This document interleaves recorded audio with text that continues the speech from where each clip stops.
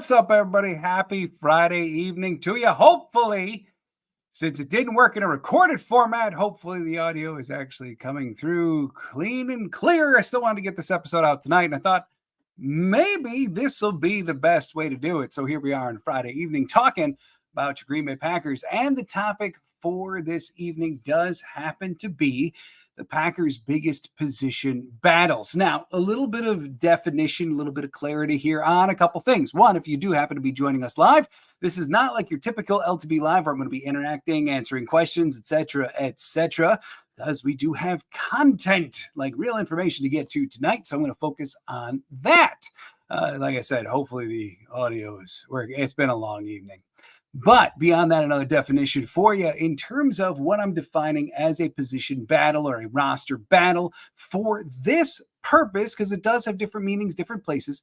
What I'm doing is I'm looking at a number of spots where we're not necessarily worrying about playing time, but rather especially spots like kicker, where there's only one who gets the job over who. So I'm not going to be talking about like defensive line rotations, like Wyatt versus Slayton versus Brooks, because frankly, they're all going to play. They should all make the roster and they should all play. And that might be dependent upon like formations, opponents, everything to that effect, or even like running back, right? Marshawn Lloyd versus AJ Dillon, one of the big matchups being talked about now. Well, a lot of people feel as though they're both pretty secure to make the roster. So who plays over who may just be positionally. I'm talking like who wins the job over who. So let's get started with the big guys. Oh, I hope this is a comment. Can we sign the ticker from Kickcock? All right, I'm going to take it since you left the comment as the audio is working. Thank the Lordy, hallelujah. But, maybe the XFL one. But we'll get to kickers in just a second. So, let's start off. Let's go right to the biggins. Let's talk about right guard a little bit. So it is admittedly very difficult to look at just right guard kind of in a vacuum, right? Because the Packers are so persistent about getting the best five out there. And that means that you might not play the truly like purest right guard, right?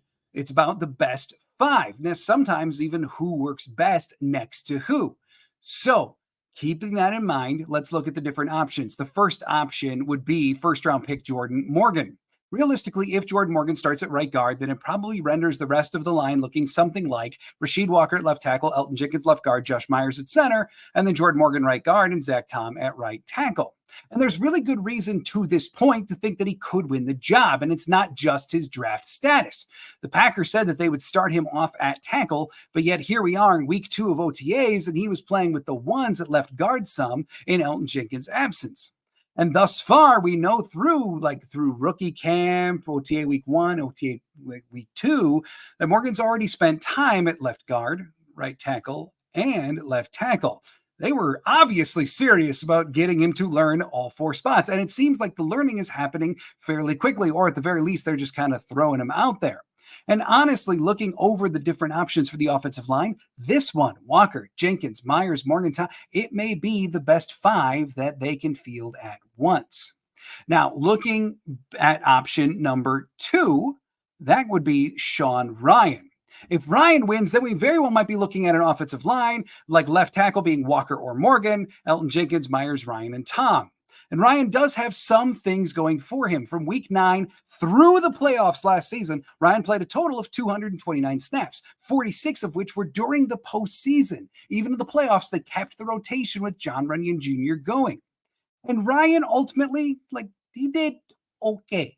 In 122 pass blocking snaps, he allowed 8 hurries and not a single sack, but he didn't exactly grade out well, at least in PFF's eyes, getting only a 42.5 grade in pass blocking. And running wasn't a ton better. Now, he did develop a little bit of reputation. There were some highlights out there of him pancaking dudes in the run game.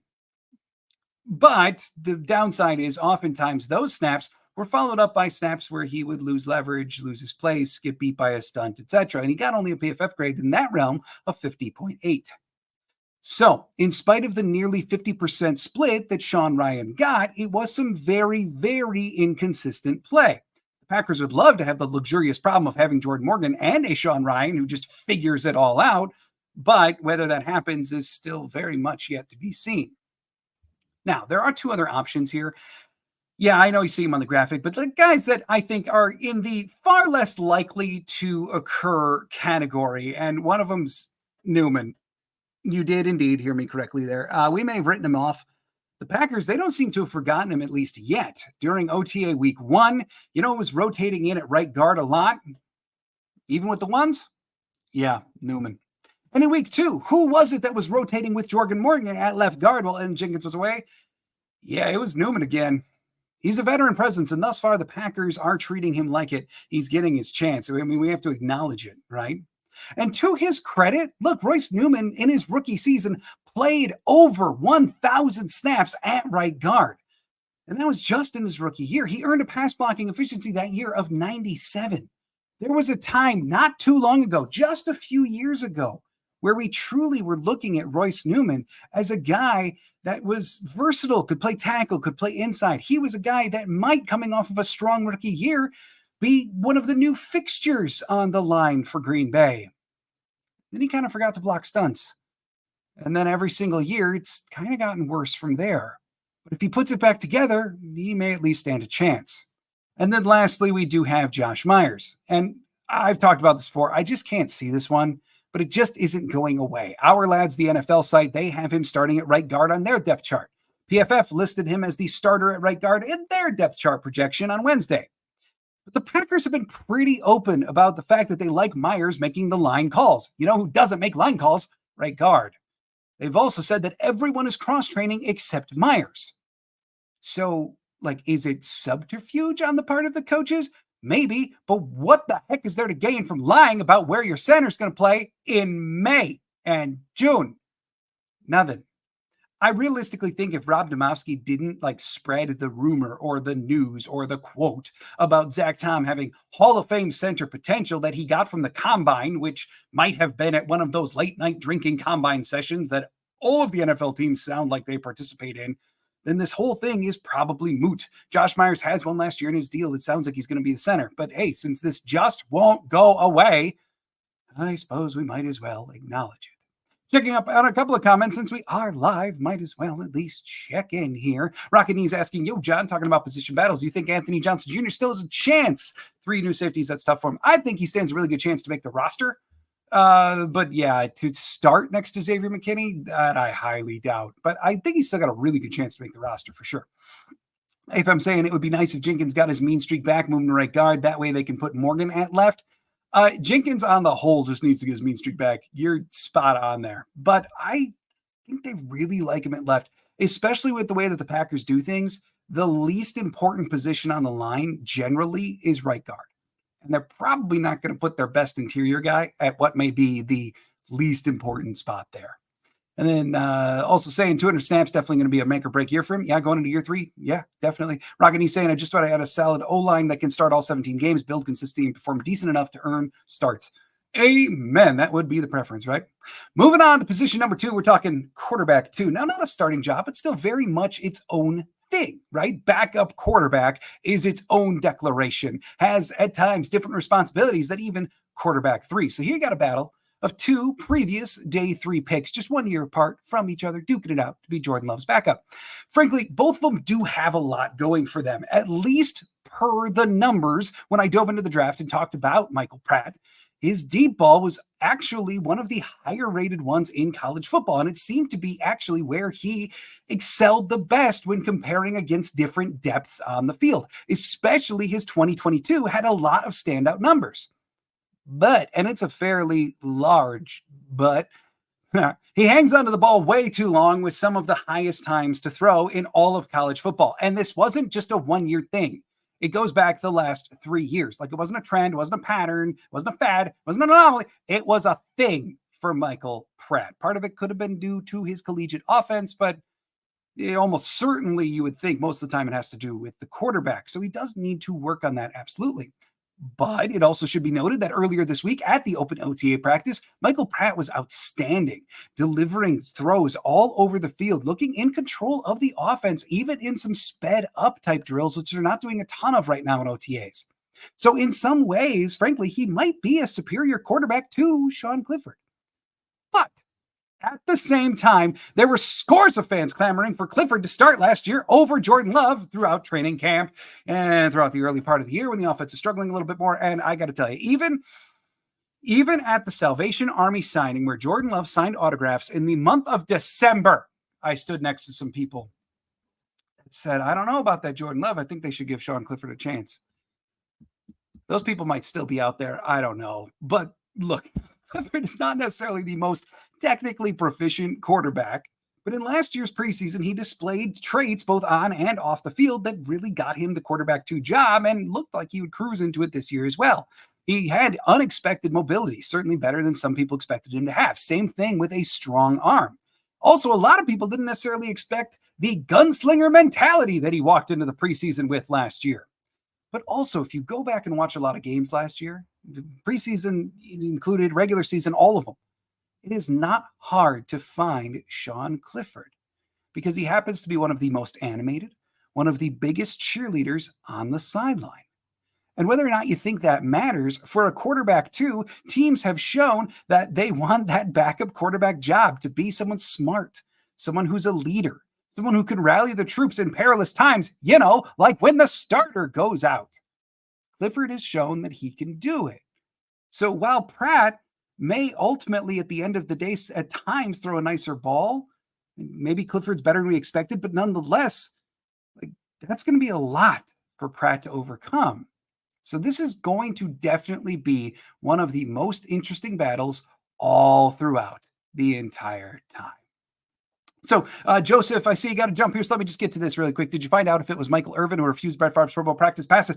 I tried to look this up. I know exactly what you're talking about, and I cannot find the exact quote of the guy saying it. So, unfortunately, no, do not have any news for you in that way.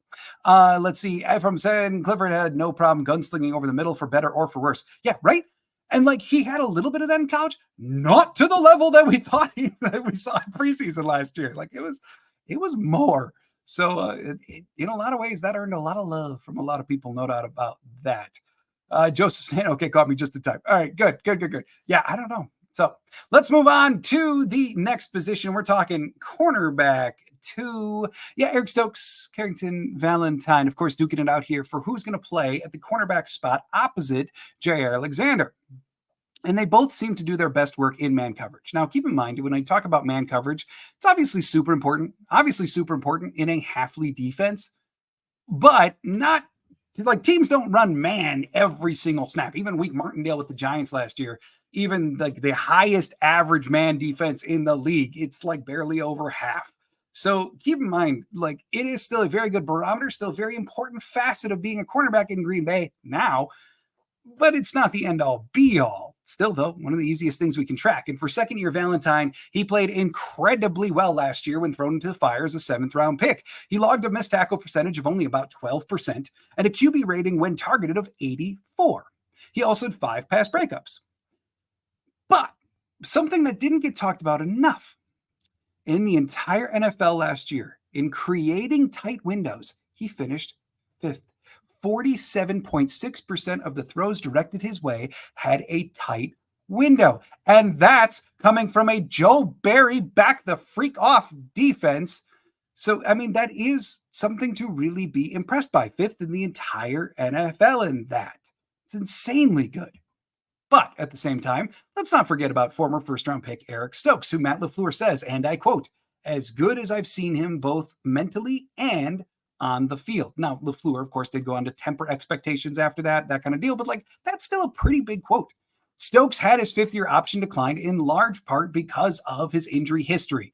That massive leg injury that we know he sustained, plus the hamstrings last year that he went to Madison to get investigated, of which the findings seem to be that it was just a hamstring injury exacerbated by, weakness in his leg from the massive injury. But still, he hasn't been able to stay consistently healthy since his rookie year. But that rookie year was really good.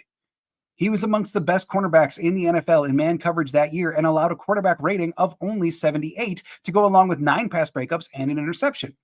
Based upon the quotes, based upon the rotations that we know that are going on at OTAs, it sounds like Stokes is the front runner for the gig. But if both of these guys play like they're capable, if they're both healthy, because I think for both of them, this scheme is going to do both of them a world of favors. So if they're both capable, if Stokes wins the job, Carrington Valentine is a heck of a cornerback number 3 to survive with. Let me I'm just checking on comments here before going on to the next one. If I'm saying Clifford was giving me Tom Brady vibes, that glove in those preseason. Yeah, the one single glove that he wore. AFM, I'm not sure if I've ever seen a team re-sign a guy after declining his option. I don't know off the top of my head. I do think it's happened before. Plus, I mean, the Packers seem willing to do funky things with the option anyway. I mean, like last year, they didn't officially pick up Love's option. Instead, they gave him a 1-year deal. So, like, I don't know as if I'd use that as tremendous precedent to rule out Stokes. And I got to say, like, if Stokes plays really well this year, I wouldn't be shocked at all by a contract extension. All right, moving on to the next position. Yeah, you knew it was coming. Kicker. Incumbent Anders Carlson suddenly finds himself in a full-blown kicking battle, which last year he very, very much did not. In fact, if you go back 365 days exactly, he was the only kicker on the roster at this point. Part of the Packers' rationale for that was so that he actually could get every kick in camp and like he got the most practice possible. Because remember, kicks in camp are very limited. And while he did have a very up and down training camp, I think it's really important for a lot of people to remember dude started the season on fire. It took until week 10 for Carlson to miss his first extra point. The only problem from week 10 through the end of the year, he missed 6. Finished the year 41 of 47. That's not so good. But from 1 to 10, he was really good. And it should be noted, too, that until week 7, he didn't even miss a field goal. He went 7 of 7, including 2 50-plus yard makes the first 6 weeks.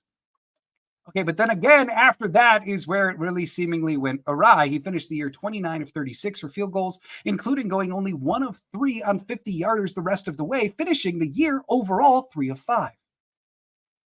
But there's one area of the field that's really enlightening when looking at Carlson, and it happens to be the range from 40 to 49. For a lot of kickers in the modern NFL, these are considered what should be fairly automatic things. But for Carlson, it just wasn't. His first miss in week 7 happened to be in that yardage range. And in this range, he made only 4 of 9 attempts on the year. Luckily for Anders, from 39 and under, he was perfect all year on field goal attempts. Extra points, we cannot say the same thing. But yeah, if he can kick like he did from weeks 1 through 7, the job will and should easily be his. But whether he can do that is a pretty massive question mark. And this year, as we all know, he's got 2 challengers. One is vet Greg Joseph. If you're wondering, yeah, I felt dirty putting a Vikings graphic on the screen, but hey, it's where Joseph was. If you look over Joseph's entire career, it is staggeringly close to that of Anders Carlson. The last 2 years, Joseph's field goal percentage was 80 and 79. Carlson's last year, 80. Joseph's career high, 86.8% when he went 33 of 38 in 2021, which was by far his best year as a kicker in the NFL. But the extra point thing, it's a thing for Joseph, just like it is Carlson, although not as much last year. See, last year on extra points, he was 36 of 38, but before that, he missed 6. He missed 4. He missed 0 in a part-time season, but then the year prior, he missed 4 again. Still too many for an NFL kicker. One place that Joseph is markedly better than Carlson, though, that range from 40 to 49. See, again, last year, not so much. Like Joseph reversed a bunch of trends last year, some for better, some for worse. Made it a little harder to talk about. But last year, from 40 to 49, he was 3 of 6 on kicks or on field goal attempts. Okay. Prior to that, from 40 to 49, he was 7 of 8, 7 of 9, and 5 of 7 in his rookie season, all better than what Carlson was able to do last year. Honestly, when it comes to kicker, I think the job will be Carlson's because he seemingly does have the higher upside. Most of Joseph's career, year in and year out, has basically been what Anders Carlson did last year. Plus, you factor in the contract status, youth, all of that, draft status, probably all tilts Carlson's way. But if Greg Joseph kicks like he did in 2021 and Anders Carlson looks like he did last year, then the job very well could tilt towards Greg Joseph. And it is important to note that the dude there in the college uniform, Jack Podlesny, he's still on the team. He's got yet to kick in the NFL. And yeah, he had a very rough OTA session just the other day. Joseph didn't kick in that session at all.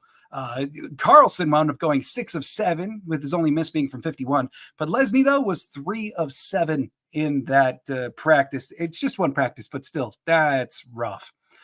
But one thing that he can do is kick the extra point. Overall on extra points in his 3 years at Georgia, Podlesny was 182 for 184.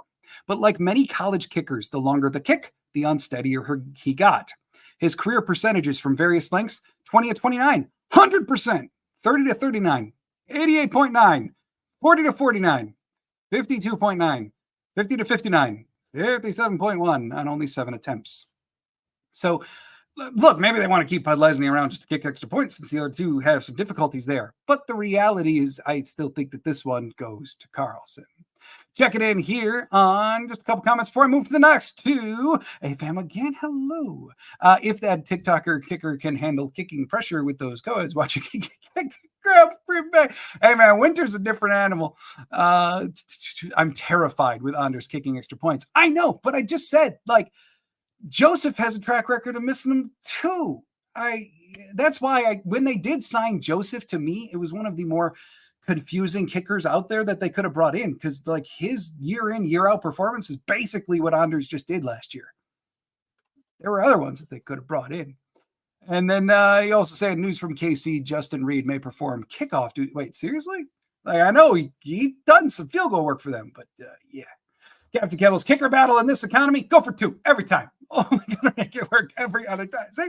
Like, there are some statistical studies that show like you should just go for 2 every time, but yeah, I don't think they're doing that. Maybe they keep 2. I'm telling you, keep on Lesney for extra points, alleviate everyone's concerns, and then just have Joseph and Carlson get boot the long ones. All right, so for the last 2 positions we're talking about, and by the way, thanks for joining me here live on the. This has been a very frustrating evening of audio problems, so thanks for hanging in there with me. All right, going to long snapper. That's the next one. Let me get rid of that. All right, so looking at long snapper, Peter Bowden, Matt Orzik. Look, if you don't like the 2 pictures that I use there for long snappers, you go find some better long snapper pictures. There's just not a lot there for Orzik and Bowden. But talking about the men themselves, Bowden, the Badger alum, he was revered as the top snapper available in this year's draft class by Dane Brugler, who happens to write The Beast for The Athletic. And he was the only long snapper mentioned to potentially get picked in the draft. Now, we know that didn't happen, but again, that's just kind of a distinguishing factor that shows that Brugler really had him a cut above the rest of the long snappers. And Bowden is fairly decorated for being a college long snapper. He was nominated multiple times, or at least got to the semifinalist stage for the nation's top long snapper award. As for Orzik, the former Ram was signed to finally resolve the Packers long snapper woes. Remember, when he was originally brought in, it was on a 3-year contract. It's kind of unheard of for long snappers in Green Bay. It just didn't happen. In fact, Orzik, a 4-year vet, received his second lowest PFF grade last year, 35.6, which is in the awful category.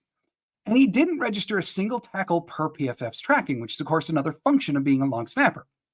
In his 2 years with the Rams, he got 5 combined tackles, and his grades were 59 and 51.7, so he did truly fall off last year. As for who really wins this, honestly, without seeing much on the field to this point, who knows, really? With Orzik, we know how inconsistent he was last year. And there are people who are very, very good at breaking down special teams things. And some of them blame some of the Packers kicking woes on, not necessarily solely, I should say, on Carlson, but a little bit because some of those snaps, especially towards the end of the year, were fairly rough. But as for Bowden, it's been a few weeks since we've heard Bisaccia talk, but Bisaccia mentioned at that time that Bowden was actively working on his snap velocity. So whether it's one of these 2, whether it's an external addition, for right now, we just don't know. But my money's on Bowden, at least at this juncture. One last position to go to, but let me check in here on these comments. Gypsy Mike saying he'll be all right, bringing Robbie Gould in to give him a shot. See, that's what I mean. They opted for Greg Joseph instead of Gould, or even bring it. I don't think they would bring back Mason Crosby, because then that's really rough for Carlson. But there are much more credentialed kickers out there than Greg Joseph. Captain Kebble, is always a pleasure to be here, boss. Oh, long snapper. Now, this is the stuff that will be keeping the pace. We know this almost isn't a joke anymore. Yeah, it's the offseason. You got to fill in that time, right? No doubt. If I'm saying, oh, I'm sure I could find some long snappers if I went over to Missouri. Also saying our long snapper last year couldn't hold the point of attack. That was another deficiency for Orzik. Plus, I mean, like having no tackles in spite of being the full-time long snapper all year, it shows he wasn't getting off the line, like even in punt coverage. It's just not great. AFM saying, I've never missed Rob Davis more in my life. Man, he is the epitome. Like I look back to all those 90s teams of like, we didn't know how good we had it in terms of not worrying about a long snapper in the good old Rob Davis days. I don't know if you saw too, he was actually at OTAs the other day. Now that he's no longer working for the Cowboys, he was there. So maybe bring him in exclusively as a long snapper coach. It really can't hurt. All right, one last position we're going to talk about, and it does happen to be H-back. Now, I know per some past comments that have been left on other videos, some people, I should say, feel as though the H-back conversation is overblown. And I get it. And they said it very eloquently, because to play an H-back on the field is basically to take someone else off the field. Could be someone in the mold of like, maybe they got to take off Jaden Reed. Maybe they got to take off Dontavian Wicks, maybe Musgrave, maybe Kraft, whatever. But you're taking off one of those guys to put on an H-back. So like, I understand the gripe here, but H-back in Matt LaFleur's offense does fill occasionally unique roles, especially when LaFleur is looking to disguise the intention of the play. So whether we personally like it or not, it is an element of LaFleur's offense, and ultimately it's just not going anywhere. The real question here isn't whether an H-back is ever utilized or not, but it's much more whether it will be one man or a group of them filling the various functions that the position holds. If you're looking for the one man, it would be number 44 on your screen there in the form of Henry Pearson. Fullback, tight end, H-back just kind of mold, like he's just made for this, from Appalachian State. He made some nice plays in camp last year to where some believed that he would sneak onto the 53 last year. But if you go back and look at the various websites, various publications that put out projecting the 53-man roster, Henry Pearson's on a bunch of them, especially the ones that occurred later on in August. So while that didn't happen, he was activated for weeks 12 and 13, where he played 22 special team snaps and 11 offensive snaps. Plus, for what it's worth, I should say that people who were actually at the OTA practice earlier this week reported that Pearson was getting a ton of play, even with the ones as an H-back. So it certainly sounds to this point like he's getting a legitimate chance. But this is a big thing standing in the way here. From Goot's perspective, from a roster construction standpoint, his hands may be tied. Because just like putting an H-back on the field means that you can't put on Reed or Wicks or Musgrave or Kraft or whatever. You got to take a weapon off the field to put an H-back on the field. It's kind of the same thing from a roster construction standpoint. If you're going to include someone who exclusively plays H-back, then is it a matter of, well, then you got to let a running back go? Does that mean that costs you A.J. Dillon? Or are you going to go leaner at the tight end spot and have to get rid of Ben Sims or special teams darling Tyler Davis? So I'm saying is, if you're going to include this position, a guy who exclusively does this, then something else has to give. And that may not be a decision that Brian Gutekunst ultimately likes. So then do we look at filling in the roles of H-back with a number of different guys? Like, for instance, on the screen there, I've got A.J. Dillon, Ben Sims, Tyler Davis. Maybe they can combine all of them. See, because when asked if Dillon could play H-back, running back coach Ben Sermon said, yes, he could do it. And we have evidence that the Packers are at least willing to try with the pony package. But I'm also hard-pressed to believe that that would be Dillon's sole job. So perhaps this is a way that the Packers can get last year's waiver pickup Ben Sims onto the field more. Or keep in mind, before Tyler Davis's ACL injury last year, the Packers were hyping him up again and said that they had a special role in mind for him. Perhaps, even in spite of DeGuara being there, that included some H-back. We know that the Packers like to disguise. We know that Matt LaFleur loves his versatile unicorns where they can line up all over the place and then no one can identify who's being the X receiver on a given play, who's going to be the H-back, who's going to be the slot, etc. So don't be shocked if it's that kind of thing too. So the question here is, was Pearson's playing time earlier this week giving a very talented player a legit shot? Or was it a numbers game because the Packers had the other guys that they're going to have fill in at H-back doing other things or staying to their quote unquote truer positions? This is one, perhaps more than some of the others, that we're going to learn about 7 weeks from now when training camp finally gets here and begins. So let me just check on these last comments, and then I'm going to be jumping on. It's time to enjoy a Friday evening after battling with the computer all night. Here we go. So Captain Kibble saying, as long as Henry Black isn't on special teams week, if you are that video of 21 and 21, you know I do remember some Henry Black on teams. That was before we started this podcast. But if we had a podcast back then, you would have heard words that I don't normally use on the pod during some watch parties back then. No doubt about it. Captain Kebble's also saying, we really going to be wondering who is going to be H-back, but Matt going to go 10% more empty shotgun, isn't he? Matt is a wild man. He could, but no matter what, like H-back is somewhere on this team in some capacity. Like he likes the spot too much. No doubt. I thought we retired number 44 after Najee Davenport. Yeah, no, Najee doesn't find himself in the Ring of Honor. Maybe someday.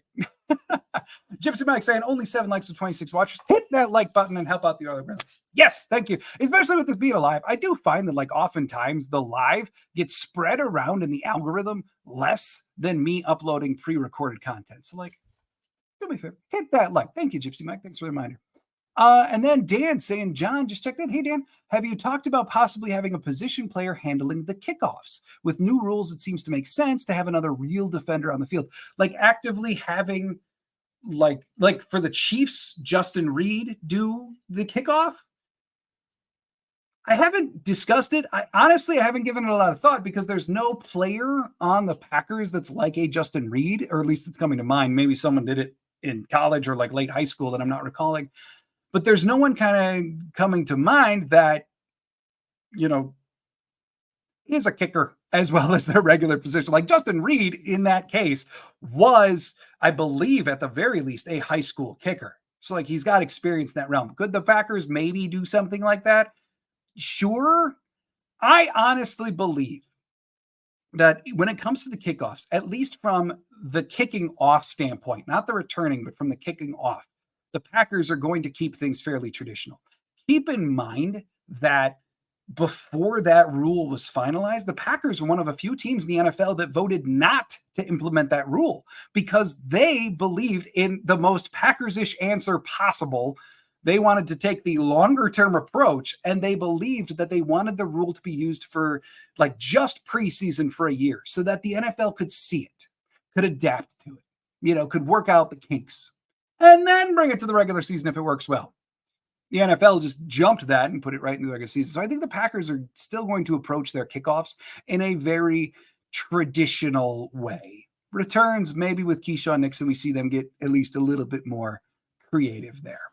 All right, everybody, it is time for me to get on out of here and enjoy a Friday evening. I do hope you are enjoying a Friday evening as well. Thank you so much for joining me here. Really, it means a lot that you hopped on. It's pretty neat that some of you did. So, like I said, I've been battling with this all night, and I'm glad that this one went off without a hitch. So thanks, everybody, for being here. Do hope you have an absolutely fantastic weekend. I'll be back Monday. I think Monday is going to be an episode talking about like people ascending up in statistics, or perhaps even taking a look for some of them at some personal bests or even some team records that very well could fall this coming year. So make sure to check that out on Monday. Thanks, everybody, for being here. Do hope you have a great weekend. And as always, go Pack Go.